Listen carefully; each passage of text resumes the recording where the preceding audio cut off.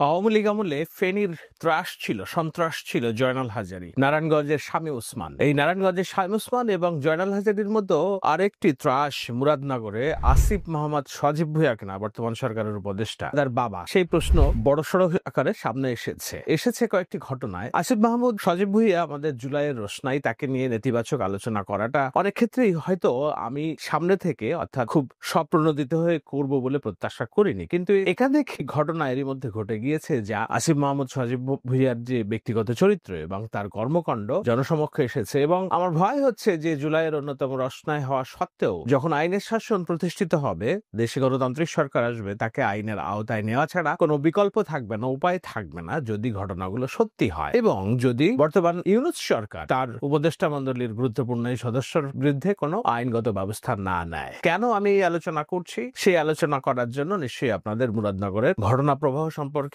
ধারণা থাকতে হবে। জুলাইয়ের 5 তারিখে অথবা 4 তারিখে মুরাদনগরে একটি ট্রিপল মার্ডারের ঘটনা ঘটেছে, আপনারা নিশ্চয়ই জানেন। এই ট্রিপল মার্ডারের ঘটনা কি আসিফ মোহাম্মদ সজীব ভুঁইয়া ঘটিয়েছেন? না, তিনি ঘটাননি। কিন্তু এই ঘটনা ঘটানোর পেছনে যার ইন্ধন, যারকে নিয়ে আলোচনা করা হচ্ছে, তার সাথে আসিফ মোহাম্মদ সজীব ভুঁইয়ার পারিবারিক যোগসাজশ এবং তার বাবার যে প্রোটেকশন দেওয়া, অর্থাৎ তাকে রক্ষা করার জন্য যেসব ছবি এবং গল্প সামাজিক যোগাযোগ মাধ্যমে এসেছে তা ভয়ঙ্কর। আপনাদের যেতে হবে যে শিমুল বিল্লাহ নামক আকিবপুরের যে চেয়ারম্যান, সেই চেয়ারম্যানের বিরুদ্ধে এরই মধ্যে একাধিক অপরাধের অভিযোগ এসেছে। সর্বশেষ অভিযোগটি এসেছে জুলাইয়ের, অর্থাৎ চলতি মাসের, আমি যখন আলোচনা করছি জুলাইয়ের শেষ শুরুর দিকে ট্রিপল মার্ডারের ঘটনা হয়। কেন এই ট্রিপল মার্ডার ঘটনা হয়? বলা হচ্ছে যে তারা সেখানে মাদকের ব্যবসা করত এবং অন্যান্য অভিযোগ, এবং সেটা করার জন্য সেই অভিযোগে তাদেরকে দিনে দুপুরে এবং তার পরিবারের লোকজনকে পিটিয়ে হত্যা করা হয়। বাংলা ভিশনের একটি প্রতিবেদনে আমরা এক ঝলক দেখছিলাম যে ওই পরিবারের একজন বেঁচে যাওয়া মানুষ, যিনি বোরখা পরেছিলেন, তিনি কিভাবে আকুতি করছিলেন এবং বলছিলেন যে এই ঘটনায় যে আমি যে উপদেষ্টার নামটা পর্যন্ত পড়লাম, সে কারণে আমি আমার পরিবারে এখনো যে জীবিত আছি, আমি মারা যাই কিনা আমি জানি না। আমরা তো এমন বাংলাদেশ চাইনি শেখ হাসিনা পতনের পর, যে যেখানে মানুষ হত্যাকাণ্ডের শিকার হবে যেই পরিবার, সেই পরিবার নির্দ্বিধায় নির্ভাবনায় বলতে পারবে না, অভিযোগ করতে পারবে না যে কারা এটার সাথে সংশ্লিষ্ট, কারা এটার পেছনে জড়িত থাকতে পারে। একটি ঘটনা তো নয়, এর আগে আরো একটি ঘটনা, যেটা হলো যে শিখা রানী নামক যে স্কুল শিক্ষিকার উপর বর্বর নির্যাতন এবং তাকে মব তৈরি করে বিবস্ত্র করে স্কুল থেকে বের করে তাকে গ্রামে ঘুরানো মানুষের সামনে। সেই মব তৈরি করার পেছনে যাদের ইন্ধন আছে, বলা হচ্ছে যে আসিফ মোহাম্মদ সজীব ভুঁইয়ার বাবা ওই স্কুলের সাবেক প্রধান শিক্ষক এই মব তৈরি করেছিলেন এবং ভিডিও ফুটেজে দেখাও যাচ্ছে যে তিনি ওই শিক্ষিকা শিখারানী দাসকে বিবস্ত্র করে মব তৈরি করে তাকে বার করে ঘটনার পেছনের ওই যে মানুষ, সেই মানুষের কাতারে আছেন, অর্থাৎ নেতৃত্ব দিচ্ছেন। দুটি ঘটনা, আমি ঘটনার গভীরে যাব না, যে এই যে ট্রিপল মার্ডার অন্তর্বর্তী সরকারের আমলে ঘটে যাওয়া এই ট্রিপল মার্ডারের মতো স্পর্শকাতর ঘটনা আজকে যখন আমি আলোচনা করছি, তখন মূল অভিযুক্তদের কেউই গ্রেপ্তার হয়নি।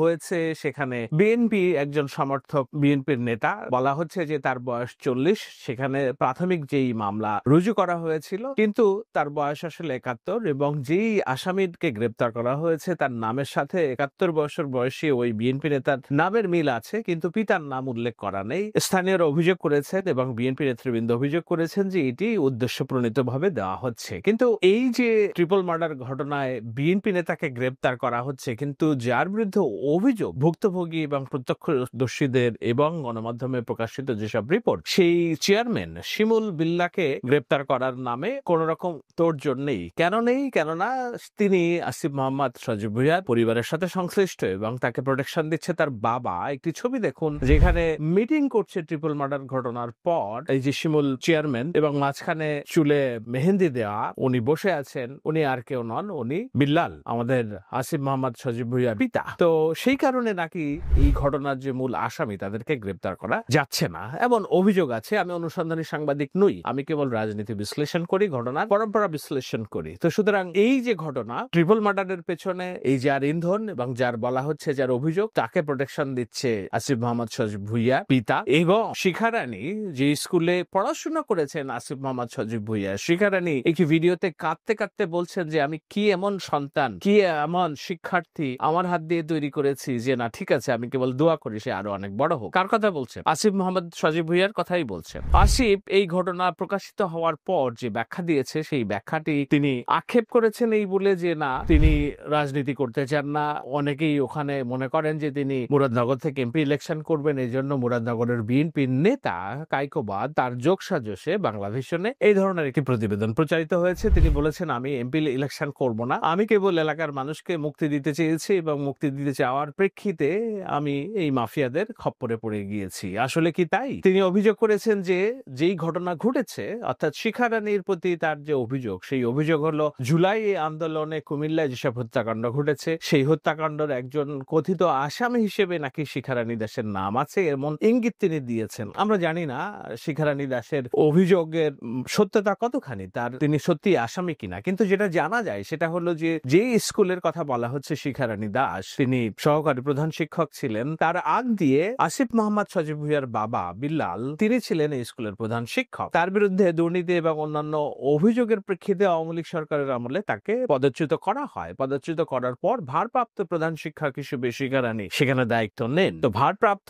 প্রধান শিক্ষক হিসেবে শিখা রানী যখন দায়িত্ব পালন করেন এবং যখন আসিফ মোহাম্মদ সজীব ভুঁইয়ার পিতা তার আগে ওই চেয়ার থেকে বিতাড়িত ছিলেন, আসিফ মোহাম্মদ সজীব ভুঁইয়া যখন সরকারের গুরুত্বপূর্ণ মন্ত্রী এবং প্রভাবশালী মন্ত্রী, তার ইন্ধনে শিখা রানীর উপর প্রতিশোধের ঘটনা কেন হবে না সেটি নিয়ে নিশ্চয়ই অনেক প্রশ্ন থেকে যায়। আসিফ মোহাম্মদ সজীব ভুঁইয়ার এই স্ট্যাটাসের পরেও, যেখানে তিনি লিখেছেন যে জুলাই আন্দোলনে কথিত অভিযুক্ত শিক্ষিকাকে ভিকটিম বানানো হচ্ছে আর দোষী বানানো হচ্ছে জুলাই আন্দোলনের নেতৃত্বদানকারী আসিফ মোহাম্মদ সজীব ভুঁইয়াকে। আমি একটু নির্মমভাবে বিশ্লেষণ করতে চাই এবং অভিযোগগুলো সামনে আনতে চাই। আসিফ মোহাম্মদ সজীব ভুঁইয়ার এই কথা যদি সত্য হয়, তাহলে কেন আক্কেপুর ইউনিয়নের যে চেয়ারম্যান শিমুল, তাকে কেন জুলাই আন্দোলনে তার বিরুদ্ধে অভিযোগ আনা হবে না? কেননা আওয়ামী লীগের একজন পদধারী নেতা, সম্ভবত ক্রীড়া বিষয়ক সম্পাদক এবং আওয়ামী লীগের আমলে নির্বাচিত এই চেয়ারম্যান শিমুল চেয়ারম্যান এখনো কিভাবে বহাল তবিয়াতে আছে? তাহলে এই প্রশ্ন আসে না যে আসিফ মোহাম্মদ সজীব ভুঁইয়া জুলাইকে ব্যবহার করছেন, আন্দোলনকে ব্যবহার করছেন, তিনি নিজে ভিকটিম সাজার চেষ্টা করছেন, ক্ষমতার অপব্যবহার করার পরেও পক্ষান্তরে তিনি